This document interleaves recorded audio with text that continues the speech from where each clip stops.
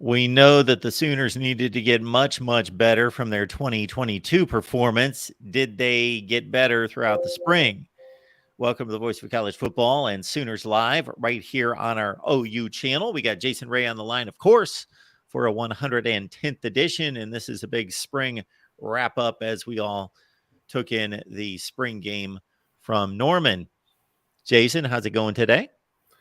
Doing good, Mark. Thanks for having me on. And yeah, like you said, it's officially the end of spring, and now we get to another little bit of a not a complete lull because recruiting and transfer stuff kind of starts to get a little more traction, a little bit more excitement. But yeah, now we're in between spring and fall camp, so good to kind of get a wrap, just to kind of get a wrap on the not only the spring game but the whole spring for Oklahoma here. Folks, leave your comments and questions there in the live chat. We will get to them. And of course, consider the super chat contribution to help us grow the channel. And hit the like button. It just takes a second as well.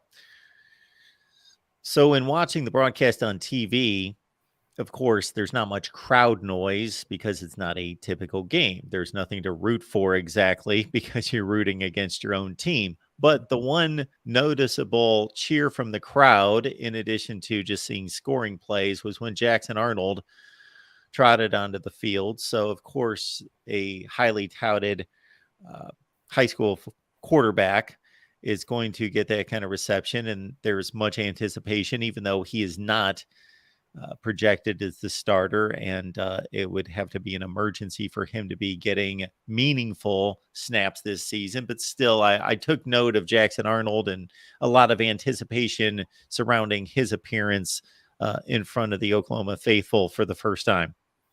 Yeah, absolutely. And as you pointed out, Mark, that was to be expected, right? And that's not necessarily a dig on Dylan Gabriel at all. It's just that the backup quarterback typically is one of the more popular players, and and as you get a guy like Jackson Arnold, who is one of the best high school quarterbacks in the country this year, then obviously there's going to be a little bit of excitement. Really, more so, it's like, okay, what is this guy about? So, and I think in the game, what you saw from him, Mark, is you saw a couple of really big, interesting plays. One was brought down where he had like a little bit of a zone read, and if it was a game, he probably would have scored. That he took for a touchdown, and then late in the game, he threw a really really nice pass down the middle of the field to Gavin Freeman for a touchdown late in that game. I think should have had a 2-point conversion, but it was dropped. But yeah, I think you saw the good and the bad that you would see from a true freshman. A couple of really big splash plays, and then a couple of situations where he's still learning. Took a couple of good sacks probably, but I think he's still learning the offense. But the physical tools are absolutely there with Jackson Arnold. There's no doubt about that. And Jason, staying on the theme of anticipated players, young players stepping on the field for the first time for the fans, Peyton Bowen, of course, early in the game was stride for stride with Andrell Anthony. So he's keeping up with a Michigan wide receiver who we're not going to paint him to be a star or anything, but Andrell Anthony saw the field, made plays against good defenses, and Peyton Bowen stride for stride, and again hand fighting, and he's able to fight through contact and make a diving catch, and just kind of showed off his 5-star ability. Yeah, I mean, I think from the defensive side of the ball, Mark, you saw absolutely Peyton Bowen is a guy that I've heard a lot of things through camp that he's really good. Still learn. I mean, as you would expect from any true freshman, still learning the nuances of the defense, but a guy that's that's continuing to make plays as the spring unfolded. And also keep in mind, Mark, we talked a little bit a few weeks ago about the unfortunate passing of his sister. And so with that, he missed quite a few practices as well. So yeah, he's a kid it's going to be very much like PJ Adebare from a defensive lineman perspective. It's going to be impossible to keep those two kids off the field. They're just that good. And so it'll be interesting. I think it'll be a battle, Mark. I think Peyton Bowen does have a shot at a potential starting spot in that safety group. I don't know that Adibari will start, but he'll play some minutes. And a lot of people said when you looked at him, Oklahoma hasn't had a defensive end like him in a long, long, long time. Maybe not ever. Just in terms of the physical skills, the body type that is going to be able to allow him to play a lot early on. And he's still growing into what that body type could be at the collegiate level. So yeah, I mean, I think those are two super, super bright spots for Oklahoma. Peyton Bowen, as you mentioned, and PJ Adibari as youngsters that absolutely have a chance to impact this defense and potentially start in the back end from a Peyton Bowen perspective. Sooners Live here at the Voice of College Football. Appreciate y'all being here, and leave a like here if you enjoy the conversation that we have each and every week with Jason. Subscribe to the channel again for Oklahoma content. We had Parker Thune on the other day, so you can catch those segments right here on the channel. So, Jason, as you review everything that happened, again, as I mentioned off the top, this is a team that needs to improve substantially, and not even to get to Oklahoma standards, but to get, maybe halfway there, to become an 8 or 9 win team this season, and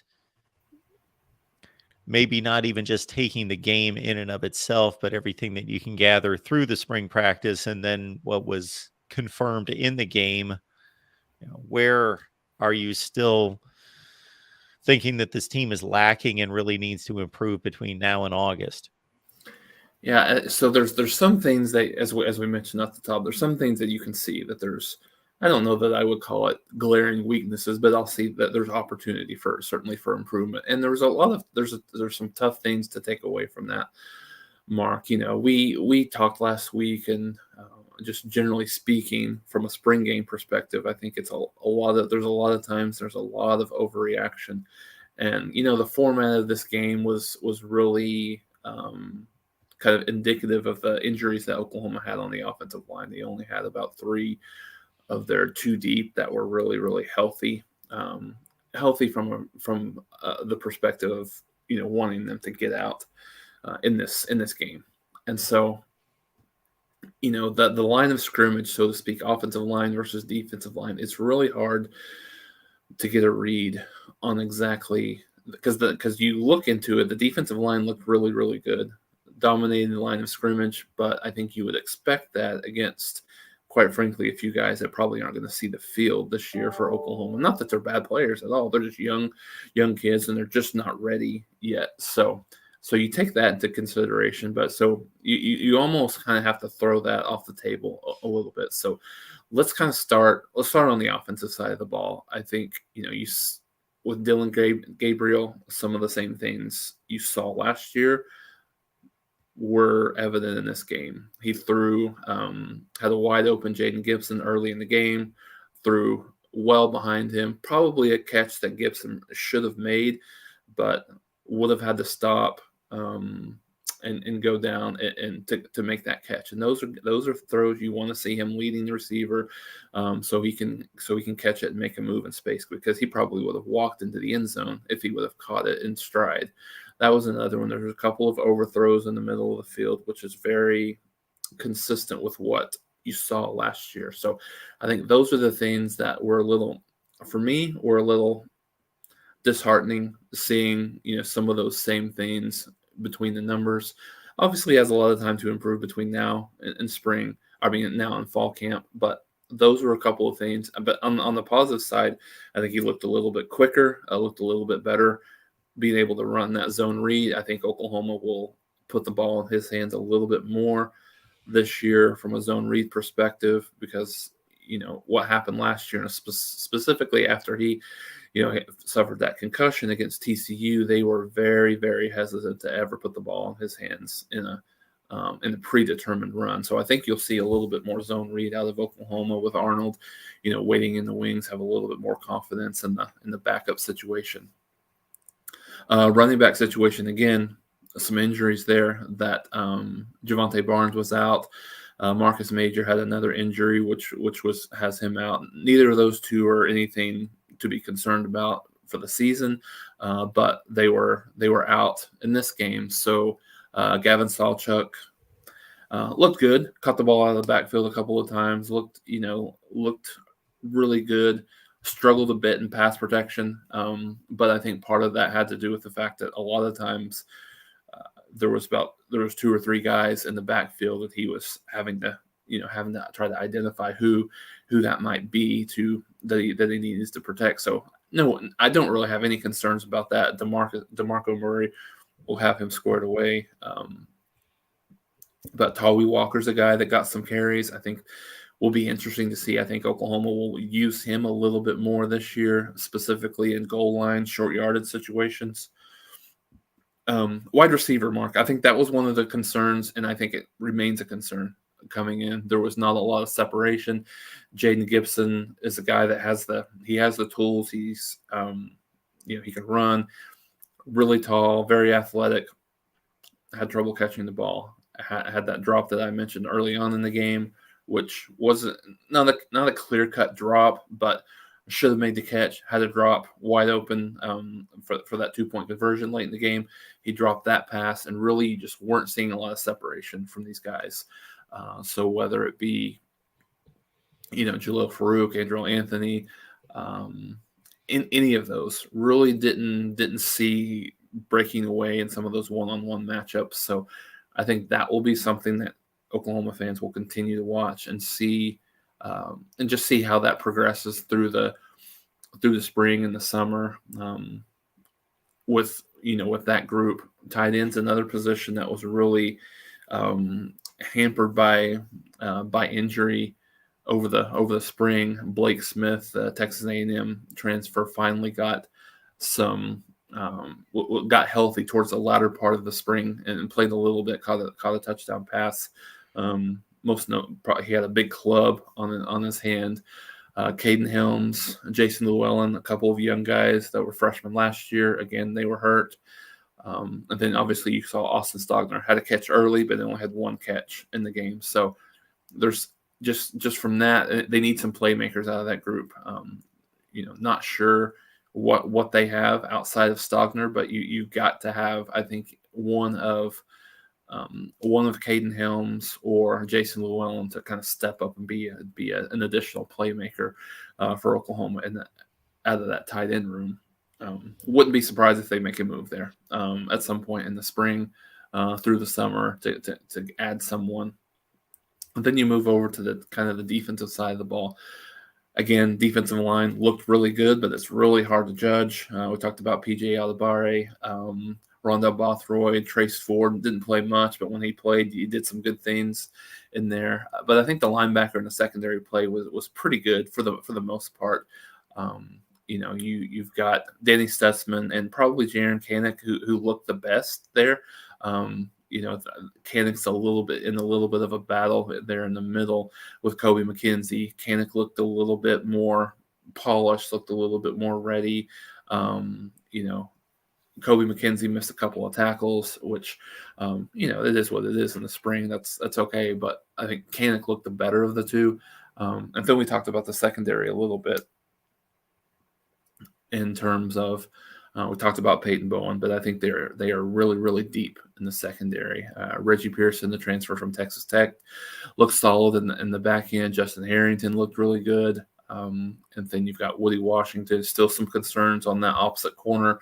Outside of Woody Washington, Kendall Dolby is probably the guy. He got burned a couple of times, specifically late in the game. So there was some bust there that, again, I think had some people, including myself, just some of that PTSD from last year. A lot of busts in the secondary and things like that, which wasn't really the case early in the game, but it kind of happened a little bit more later in the game. So I think all in all, like I said, you don't take a whole lot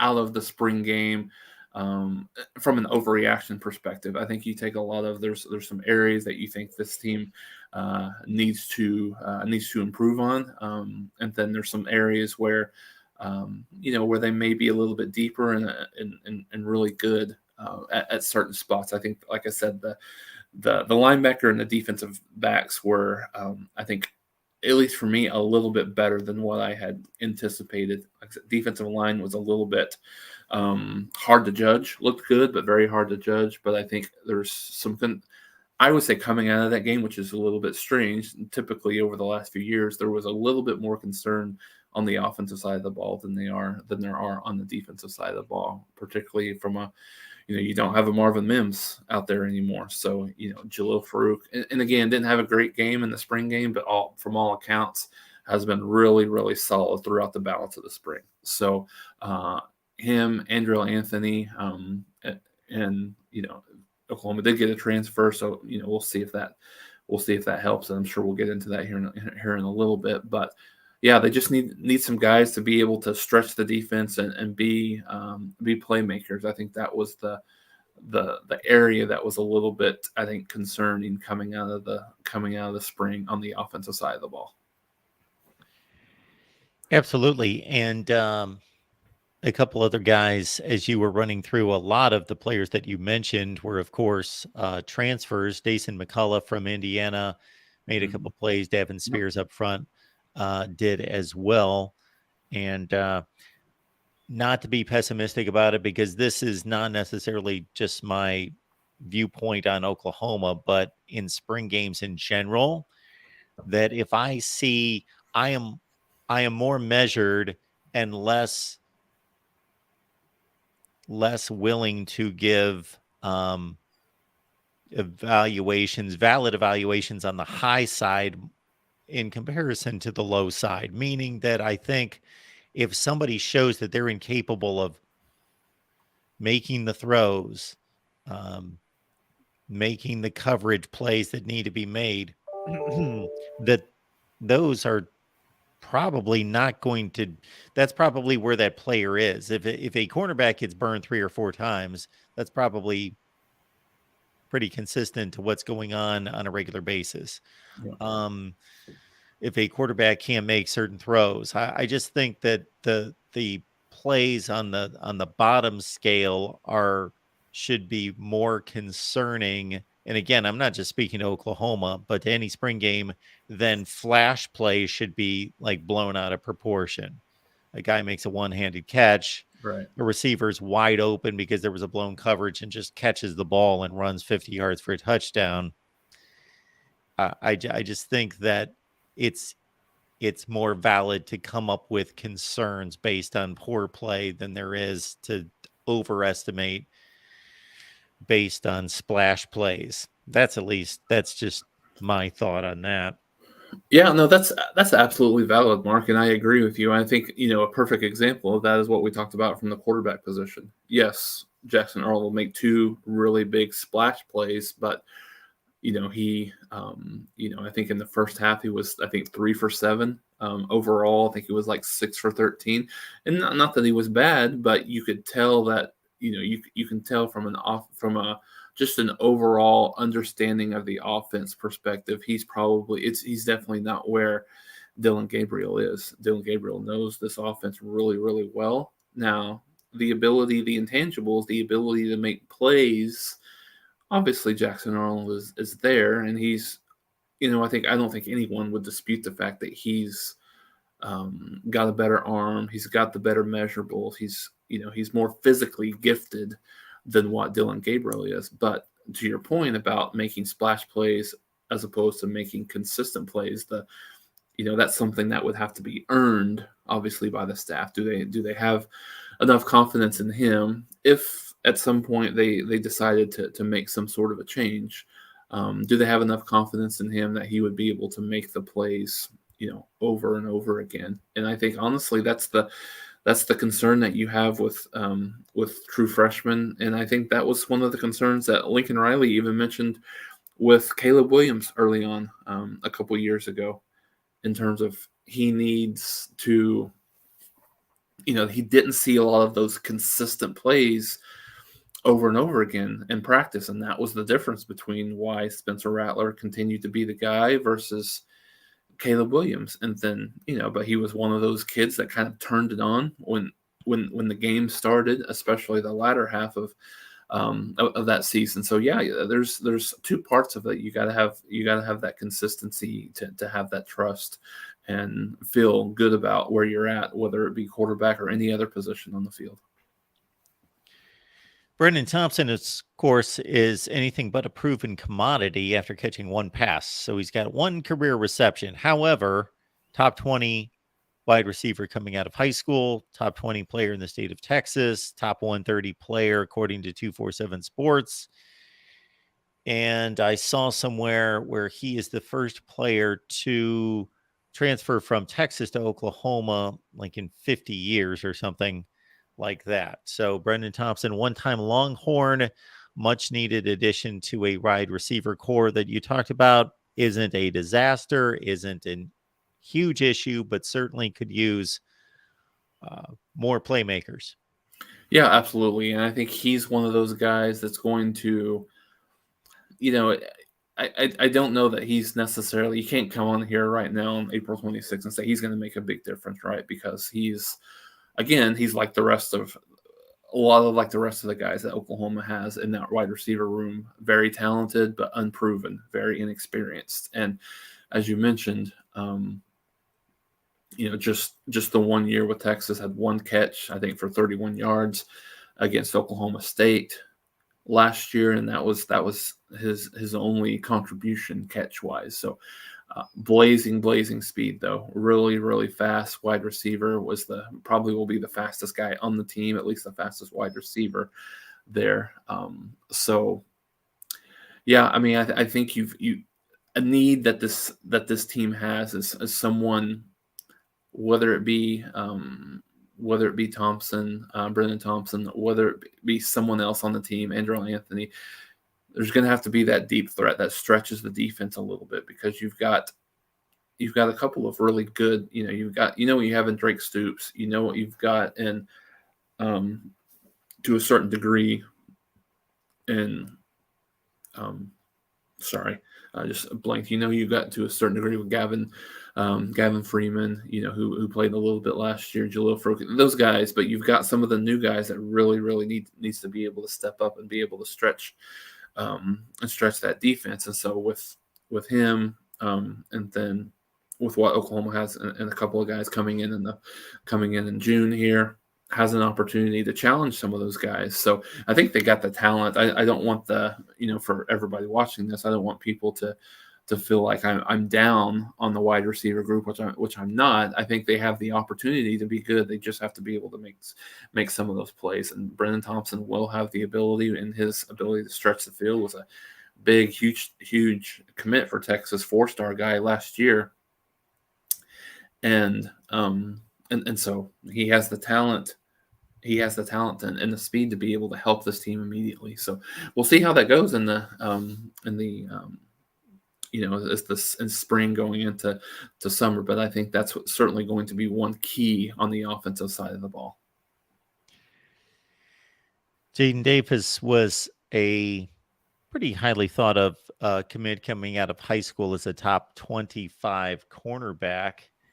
And he has hit the transfer portal. So you got to think that there was a situation there where he just didn't like what he thought his playing time was going to look like. Although, we're looking at a guy that played 9 or 10 games the last 2 seasons and racked up 25 and 35 tackles. So he was on the field. He had a role, which was fairly substantial. But Jaden Davis decides to enter the transfer portal.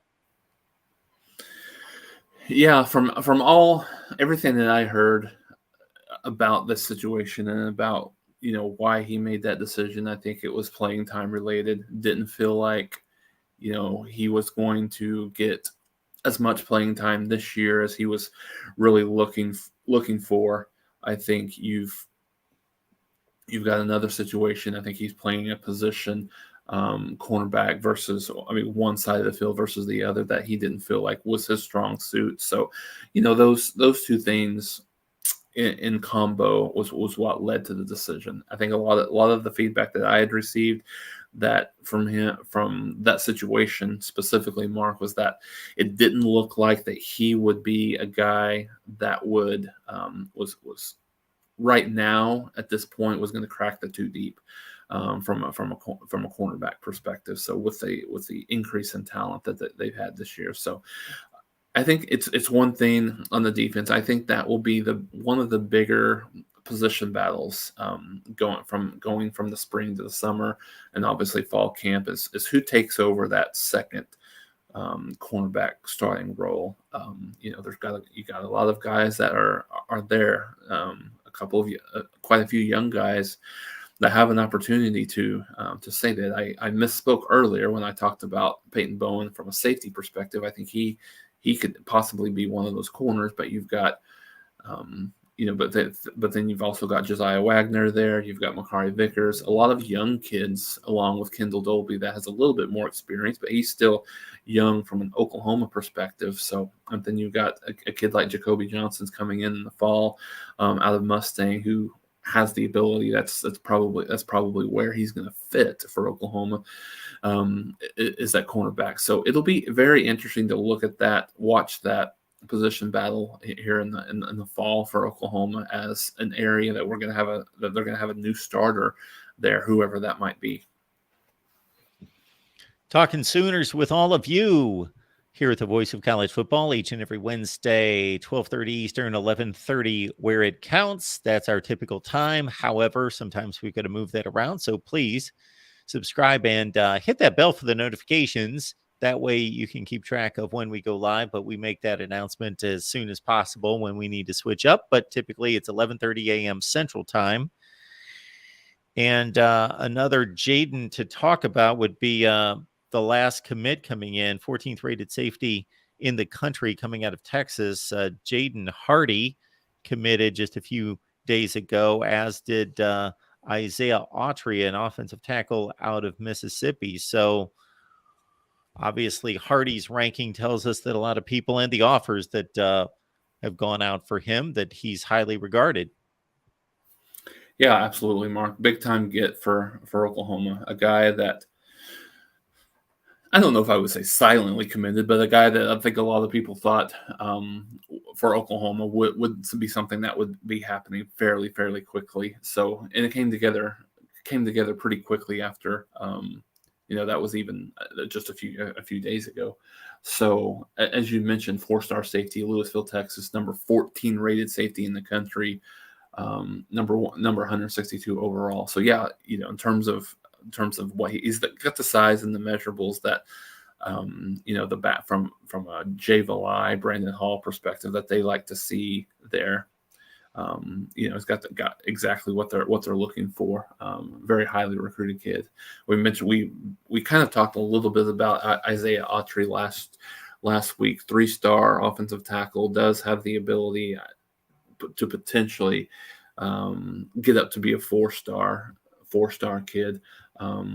He's got the size, 6'6", 280, and he's got a little bit of the genealogy, so to speak, as he's second cousins with Marcus Dupree. So, I mean, obviously that played a little bit into the recruiting for him. But no, absolutely, I think those two are super big gets for Oklahoma. I wouldn't be surprised, just at his size, 6'6", 280, if Autry isn't able to elevate a little bit. But if not, we'll probably end as a very high 3-star offensive tackle. And the one guy that we talked about a little bit last week, KJ Daniels, didn't really have any information. He's got some information now, and as we kind of thought, he's a 3-star, but could potentially get up to that 4-star range. All right, looking at Hardy's numbers, he racked up 42 tackles this past season, 7 pass breakups, a pick, 2 forced fumbles, 1 fumble recovery for Jaden Hardy. Again, the highest rated player in the class thus far. It's extremely early. Let's see, we've got 5 hard commits for OU in a class that should wind up around 22 to 25. So 5 hard commits at this point. Yeah. So I think Oklahoma's like right out of that top 25 range right now, which that's very fluid at this time of the year. From a recruiting perspective, a couple of kids that I talked to you about off camera, that just be on commitment watch. Joseph Jonah Ajanje, 4-star defensive lineman from Conroe, Texas, number 14 defensive lineman in the country. He's ranked number 118 overall. I think he's had a lot of predictions come his way as of late. So he would probably be my guess to be the next one to commit. Another one is Zion Kearney. He's a 4-star wide receiver from Missouri City, Kansas, number 12th ranked wide receiver, number 64 overall in the country. Just recently got fonged to Oklahoma. So those are the two that I think that will continue to be will probably be the next couple that could potentially make that commitment. There's no commitment date for either one of those at this point, but could certainly make that decision. But I think there's two guys that we will probably be talking about through until probably December, that Oklahoma is laser focused on. And Todd Bates got a little grief last year for not being able to kind of finish on a couple of these big time defensive linemen. But he's been an excellent recruiter at Clemson, so not really anything to be concerned about. But there's two guys that Oklahoma's in the top two. Oklahoma really leads fairly heavily for one, and they lead on another one.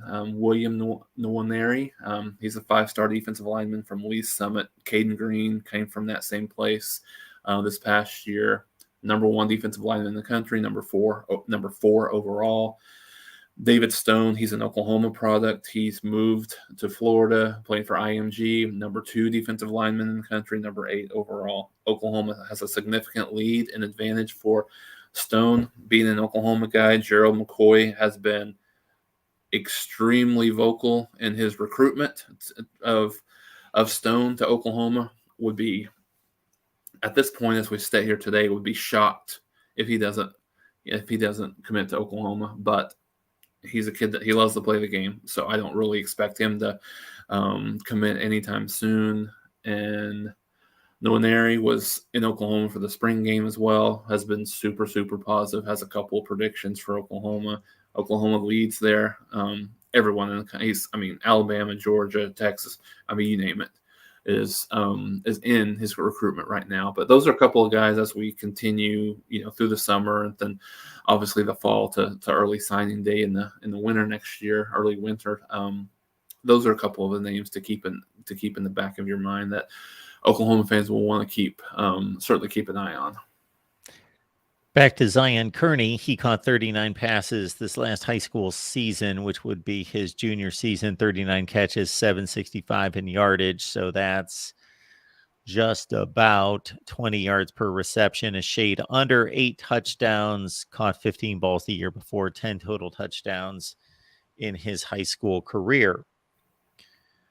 All right, playing off of the comment that's coming in from Felipe. Felipe, we appreciate you being here. Felipe jumps on a lot of our various shows, so he's wondering with, why is Oklahoma not championship material right now? What's missing at Oklahoma? So, Felipe, if you don't mind, we'll certainly segue your question into what's been a topic for the last several days, based on primarily what Paul Feinbaum had to say about what he's hearing out of Norman and his sources. Now, Jason and I touched upon it before we started to record briefly. Now, I don't know that Paul Feinbaum was in any way specific about anything like this is going on to be concerned about or that is going on. It was more of a general statement like this program is not going in the right direction. Yeah, you're right, Mark. It wasn't. There's nothing specifically going on. To your point, I think there was just some belief that the direction of the, and I think exactly what he said, direction of the program post Lincoln Riley was maybe concerning, or there wasn't as much confidence as that maybe there was at this point last year. So, and then obviously, to your point on the segue of that question, I think so. There's a couple of things. I think it really comes down to the offensive and defensive lines. For Oklahoma, Oklahoma's going to have a couple of guys that are drafted on the offensive line, but still, they're not on both lines. They're not at the level in terms of being what's missing. I think that's a considerable issue, more so on the defensive line than the offensive lineman. But the line of scrimmage is what wins games at really at all levels of football. And if you're not able to have those dominant guys on both sides of the ball, then you're not going to be extremely successful. And so I think the other part of it, Oklahoma's trying to rebuild this roster in a way that that matches the skill set and the scheme for both Oklahoma on the offense and defensive side of the ball. Now, some people might want to hold your ears when I say this. I don't, watching this spring game, and I say this more so on some of the wide receivers and some of the offensive linemen and really not. I think probably more so on the offensive side of the ball than anything. You don't see a lot of big time players there. At least I don't. And I think I'm concerned about the injuries. I don't, and given the fact that there's not a lot, there's not a lot of like major injuries, but the fact that they had to retool a spring game, the fact that they had this many injuries in spring is a little bit concerning to see what the health of this team could be in the fall, to me. But I think you come away with just the eye test, Mark. You look at, like, you watch, and and maybe this is an unfair comparison. It shouldn't be, but based on the state of both of the programs. But you watch Georgia's spring game, and you don't pay attention to the names, just looking at the eye test, just watching the players, and you look at the players at Oklahoma, it's not really close right now. Now, I'm not saying that they're like, that they can't get there, but they just don't have the same level of athlete, the same level of player across the board. So, I think they can get there, but just to kind of backtrack to Feinbaum's comment here, I mean, I think it remains to be seen. I don't know that there's anything that I've heard from my perspective that there is any sort of concern with Venables being able to do this, within the program or anything like that, to be able to turn this around.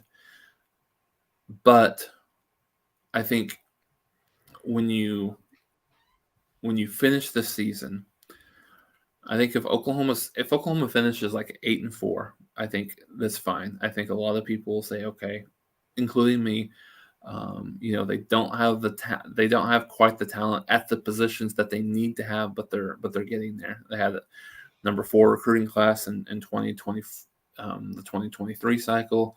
They're doing very similar. They've got some of these big time guys on the defensive line. Then you're happy with the direction of the program.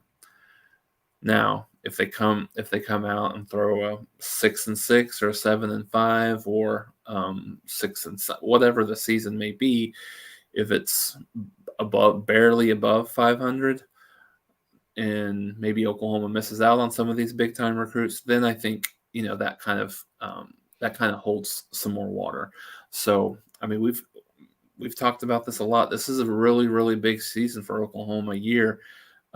You need to take a significant step up before heading into the SEC, because the SEC schedule is going to uncover some holes that maybe you don't even know that you had, right? If you're limping into the SEC with another subpar season, then, and fair or not, Mark, at a school like Oklahoma, if there is a 7-5 regular season, 6-6 regular season, he's going to have that seat is going to be immensely more hot than it is right now. That just can't. I mean, it's Alabama, it's Ohio State, it's Georgia, it's these schools, and you just can't have back-to-back seasons like that. So again, I mean, no pressure, no pressure, but I mean, I think it's the way of the world in big time programs in college athletics. You can't be average, or you can't be slightly above average for a long period of time. Like this past year, there's some understanding. I think a lot of people are very understanding, knowing the fact that the shape of the talent on the defensive side of the ball, how this offense was kind of gutted to a certain degree on the offensive side of the ball as well, and retooling it. So there's some understanding of why the season happened the way it did this past year. But if this goes the same way this year, and especially Jimmy has a good point right here with the schedule. The schedule's not as tough as it was last year, in my opinion. So you couple those two things together, and it could go south in a hurry if that type of season happens. But but hopefully, anything 8-4 above, I think, and you hate to put a number on it because, as we talked about with the ceiling and the floor last year, you have significant injuries at key positions, and you can find yourself at 5-7 to no fault of your own.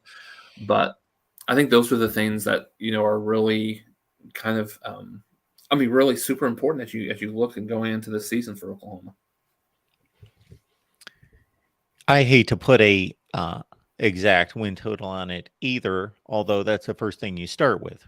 You're going to evaluate a coach. Okay, what's the record? That's the first thing you're going to look at. But to look at the context of the wins and losses, and how strong are the wins, how solid are the wins, are they playing substantially better and dominating teams that they should? Did they play close in their losses? Were they competitive? Or you can look across college football and take any record, take 8-4, go through all the Power 5 teams that went 8-4, and you get a sampling of teams that could be extremely competitive and just had some bad breaks, and they went 8-4, but they had a tough schedule and they are really good and they just had some bad breaks. Or you've got some fairly paper thin 8-4 resumes where, yeah, they're a good team, they're okay, but they skated by, they caught some breaks, they caught a couple teams that weren't where they should be. They caught a couple backup quarterbacks, TCU. They caught a couple backup quarterbacks. They got blown out 3 times out of those 4 losses. So they showed that they're clearly not anywhere close to the top of the league. So, yeah, there's the record. Then there's the evaluation of the record. The other thing that works against Brent Venables in terms of evaluating his progress thus far is this is not a situation, and this is this is not necessarily fair, but this is just the way it is. Steve Sarkisian took over a program that was losing 5 and 6 games most seasons in that range. And therefore, no, he's not turned it around, but he's basically turned in 2 seasons that are roughly what they were doing anyway. As opposed to Brent Venables, well, he takes over for Lincoln Riley. They're winning Big 12 championships. They're only 1 season removed from a Big 12 championship.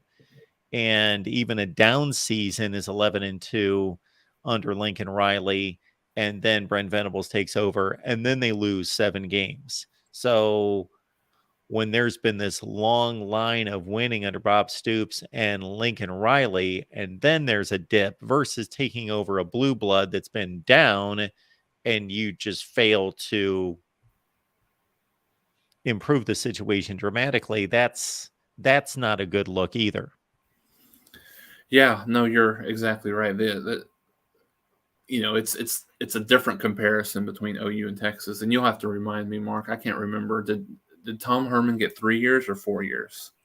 He was there 17, 18. No, he got more than that. Was it more year? Was it He was 5? there in 6. He got 5 years, Oh, didn't 5. he? 16, Yeah. 17, 18, 19, and 20. Yep, that's true. That's true.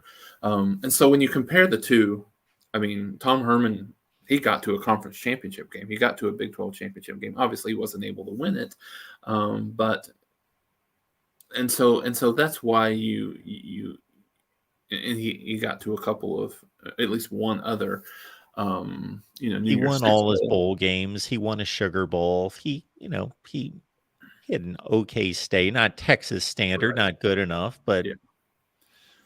But no, I mean, no, you're exactly right. And I'm just, I don't have the schedule memorized, so I have it pulled up here, and Jimmy's right. Like when you look at this schedule, they have what I would call they have 4 true road games.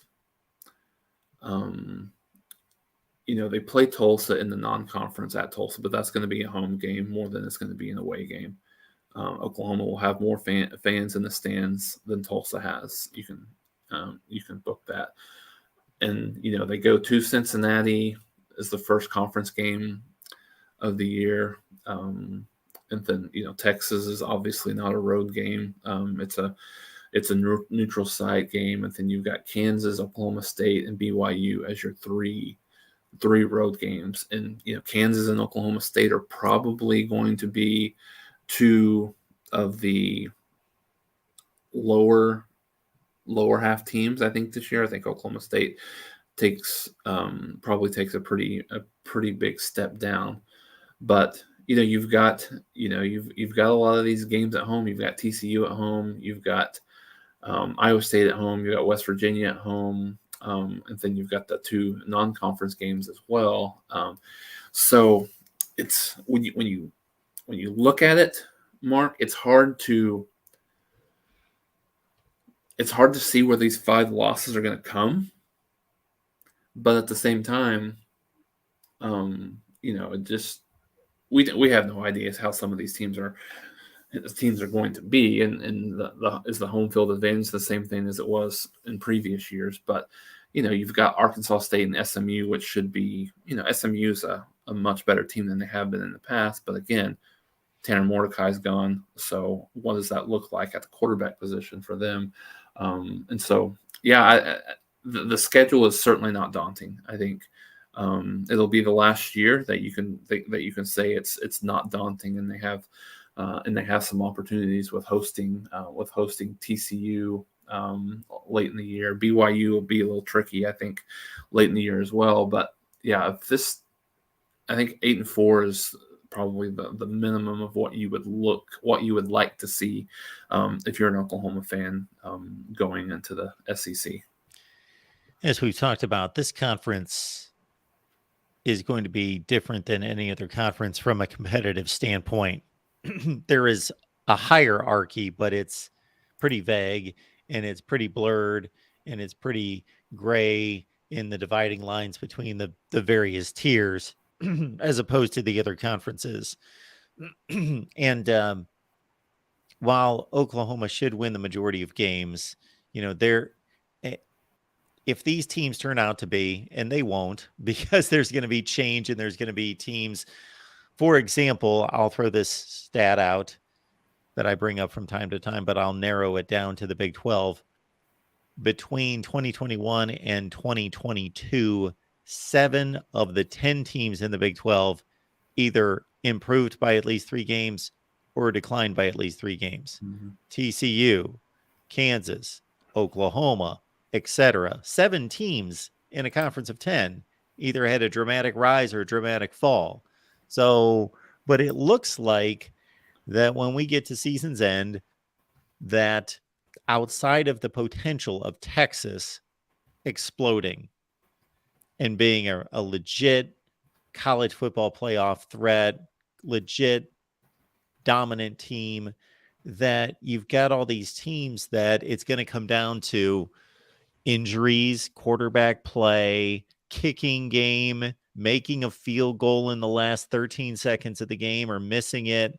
There's going to be a ton of competitive games that go right down to the wire because these teams just aren't that much better or worse than each other. There's just too much parity in this league that there are going to be a lot of 8-4 teams that aren't that much better than a group of 4-8 teams. They just got some breaks. They caught teams at the right time. They avoided injuries.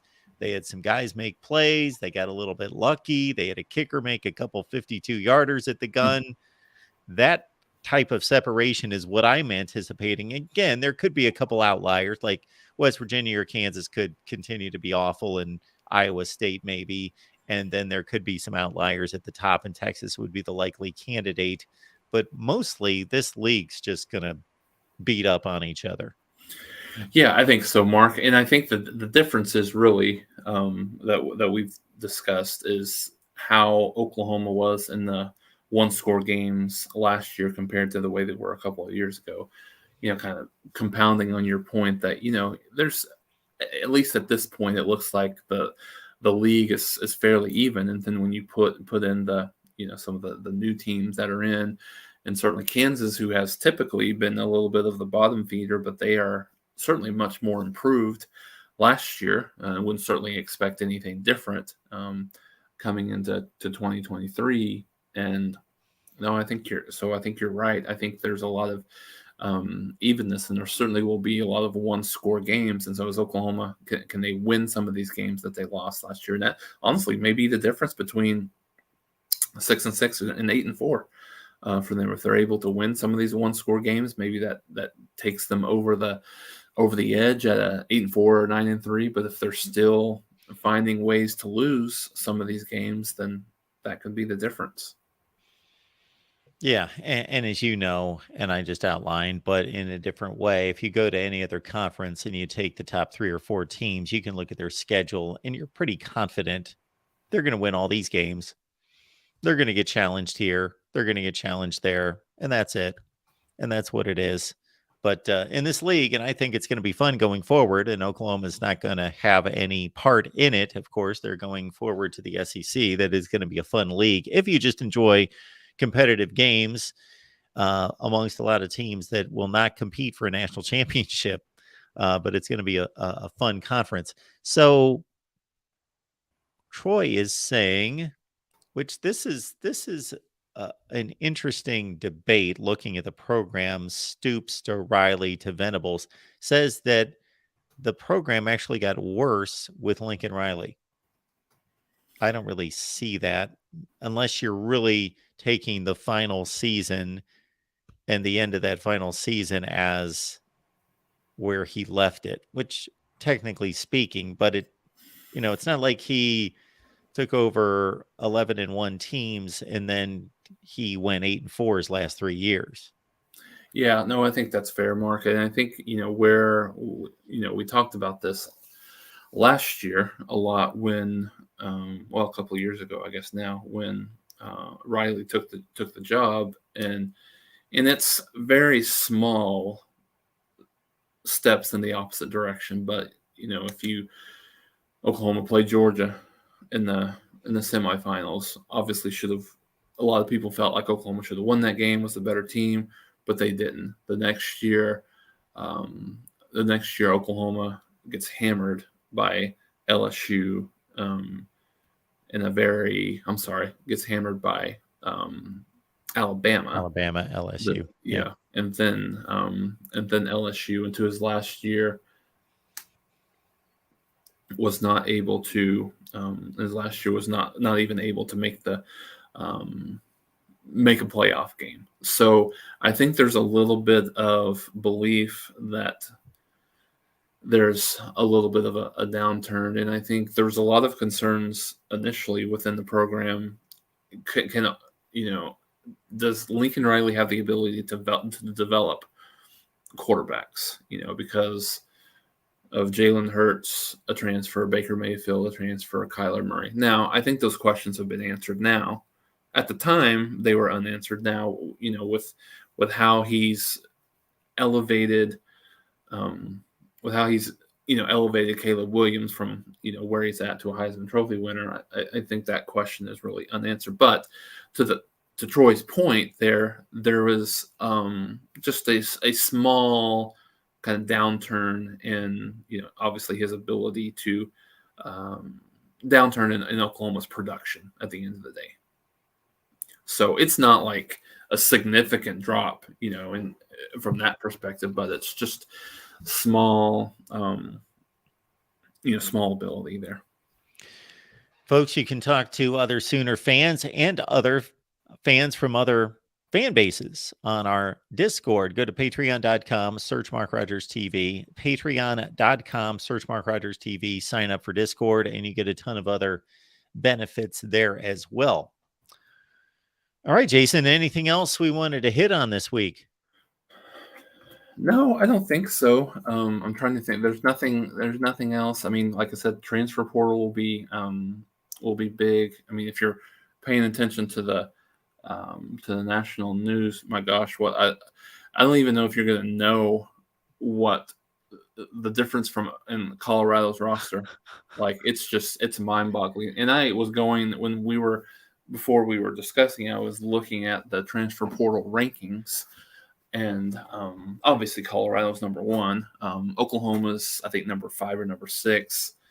USC's number 2. But I guess I didn't realize that they had 29 transfers that they got, and now they're like, and this was previous, and now they're just dropping like flies.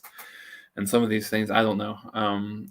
It's hard to think one individual has a lot of pressure on him in year one, but Deion has put a bullseye on himself in the way that, some of these kids are coming out in terms of the way they're kind of being treated, and the way some of these kids are being asked to essentially hit the transfer portal. And some of these kids had mentioned today that they're not even allowed to go and get their film so they can.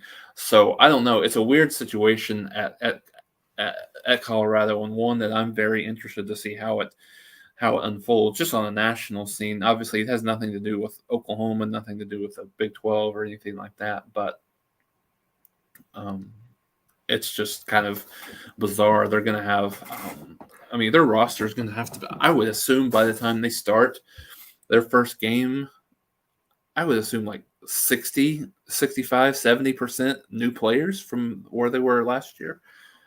But I mean, that's how you can kind of build, I guess. When you've got, you still got tons of kids that just want to play for Deion. So they were arguably the worst team in the Power 5 last year. So they won one game. They lost all their non-conference games. So they're 1-11. So from that standpoint, he has little to lose. On the other hand, this is certainly a boom or bust approach. I think he went in there thinking and looking and assessing the talent and saying, these players aren't good enough to play for me. So we're just wiping out the room. And he initially did that, and now it's come in another wave after spring practice. And I believe the number was 22 players from last season's team are still on the roster, 22. So he did bring in a recruiting class, and he brought in 29 transfers. And yeah, I just don't know if he's going to be able to. He's trusting himself to be able to attract better players, and a lot of them. And he's proven that to a certain extent. Travis Hunter followed. He had his son, and he had the number 1 recruit from 2 years ago, Travis Hunter, follow him, and other players from Jackson State. And Cormani McClain was a top-rated cornerback in this last class as a 5-star. So there's no question he's going to attract. But I don't know if,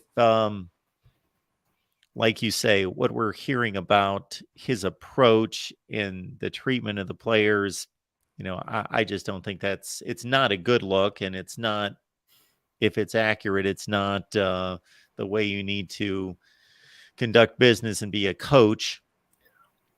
Who's looking out for the best interests, regardless of whether they play for you or not. They've been a student at the school and a player on the football team that they should be treated a certain way. And I don't know that that's not going to come back to bite him to a certain extent, because players talk and news gets out there, and on one hand, people can think, that's not me. That's not going to happen to me because I'm good enough and I'm going to be playing for him. Well, this we'll see if this is just the initial entry point into the program, or if he's going to be going through these calisthenics every off season to upgrade his team. It just seems like it would be such especially for his, I mean, I know he's not a first year head coach, right? But for his first year at Colorado, it just seems like it would be such a nightmare of roster management to try to figure out through the portal and all that stuff. But yeah, it'll be very intriguing to see. I think when the hire happened, especially who he was able to bring in through the transfer portal. I mean, I think a lot of us thought he was going to turn this around pretty quickly. Might even be a bowl team this year, but now, my gosh, I don't think anyone can even. I don't know, how do you predict what kind of a year that you're going to have? I made the comment on the last show that we did. When you flip on the TV on ESPN and take in that scene from spring practice, it's impressive. The snow's flying, the crowd is excited, the place is packed. Deion's, got a big smile on his face, and he's talking it up with RG3 and Chris Fowler, and it all looks great. Yeah. But I don't know if that's necessarily a culture. I think it looks good, and it's an event. It's more about his personality, and I don't know if that sustains a football program. But we'll see. I'm with you. All right, Jason, appreciate you doing this as always, of course. Yep. And everybody make it on back next week for OU Sooners Live, and be looking out for those notifications to know when we go live. And everybody have a great week.